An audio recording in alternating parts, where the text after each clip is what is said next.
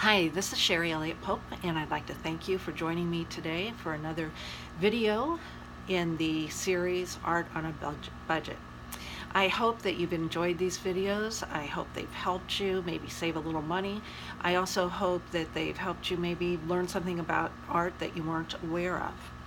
Someone asked me recently if I had any art training, if I had attended school for art, and the answer is yes. I went to the Academy of Art Institute in San Francisco and graduated with a degree in art illustration. I did take some classes in fine art as well, but decided to go with the degree in art illustration as it was more in line with my goals, since I enjoy writing and illustrating children's books. I do have a couple of children's books out there that I hope you'll check out.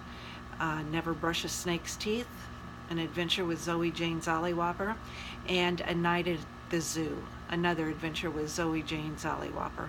They're a fun read, and I'm getting good reviews on them. I also have my art available on 3 websites, Redbubble, Society6, and ArtPal. And my husband and I have a website called helpandhopeguide.com, and there's my art, his music, and a lot of good information available on our site, so please check it out. Today I would like to talk about art brushes. I'll show you this art brush that I purchased several years ago, and I had not used it long before the paint started peeling off on the handle. So it exposed the wooden handle, which doesn't feel too good to the grip, and you can also get splinters. And also the paint chips would fall into my paint. So I was disappointed in the paintbrush, and I had actually invested a little bit of money into it, so that I was further disappointed. So the brush that I like and I would like to recommend is these paint brushes that have the clear plastic handle. Now you can see that I've stained it up a bit, you know, from painting, but this is actually less expensive than the other brand that didn't hold up well. It has sable hair bristles on it, and they guarantee no shedding with that, and actually I haven't noticed any shedding of hair. And the other brush, I had a problem with the shedding of the hair from the bristles as well. So these are called Golden Maple brand brushes. You can get them on Amazon.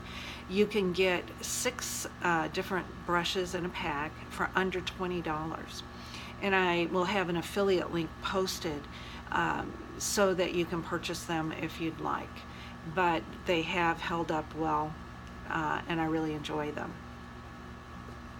Okay, let's talk about some different kinds of brushes. So this is a flathead brush. This is a filbert brush.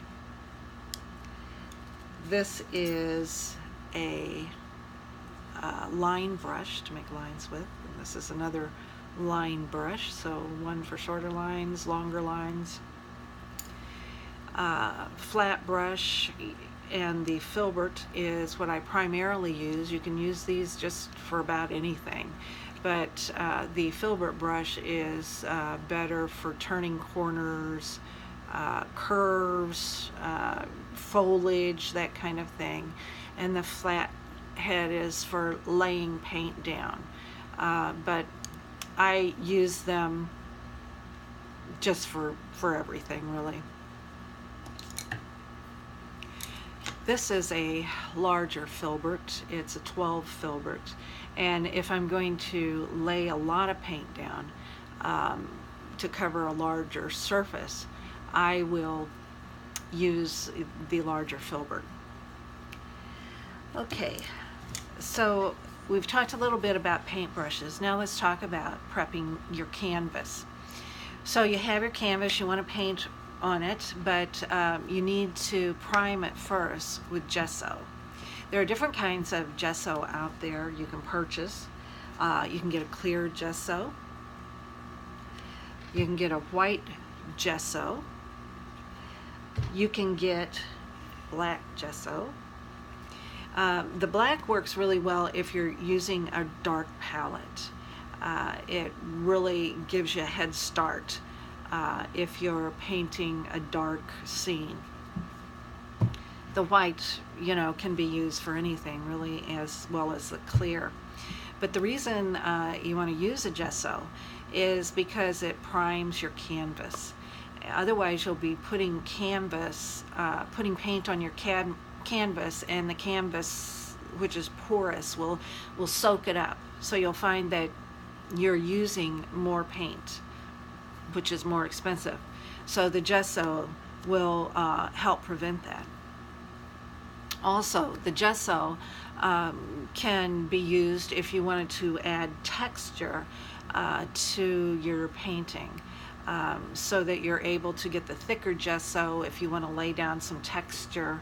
Perhaps you're doing a landscape or a seascape, and you like the way that the texture looks on your canvas. So that's something that you can decide on as you do your paintings.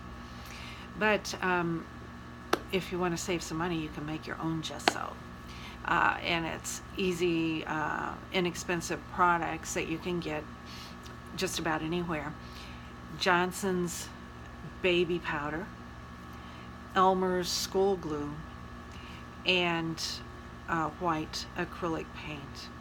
And you would mix in 1 cup of baby powder, a half a cup of school glue, and a half a cup of the white acrylic paint.